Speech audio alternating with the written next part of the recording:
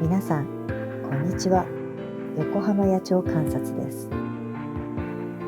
2025年11月に19日、子ども自然公園で野鳥たちを観察しました。まず、葉の落ちた木の上で、ヒヨドリが何かを食べています。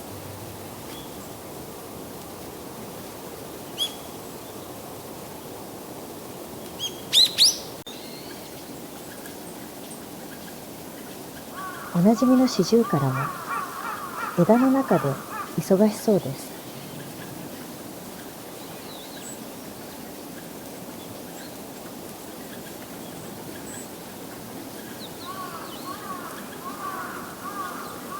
頭を下げて餌を探したり、周囲を警戒したり、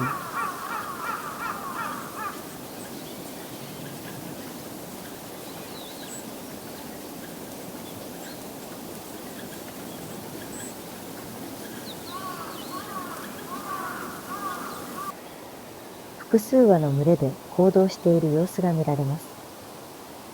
短い時間で枝から枝へとせわしなく飛び交っていますね。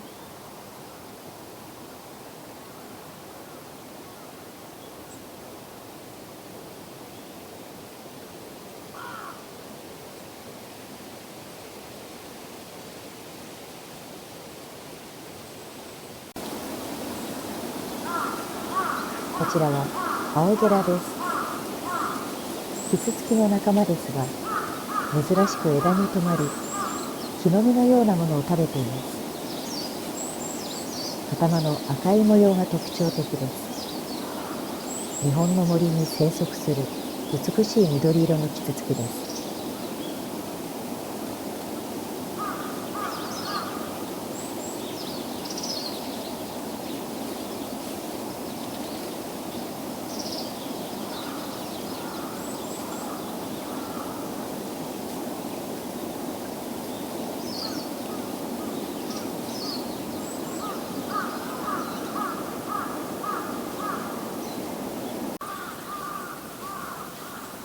鮮やかな山柄が葉の落ちた木の上に止まっています。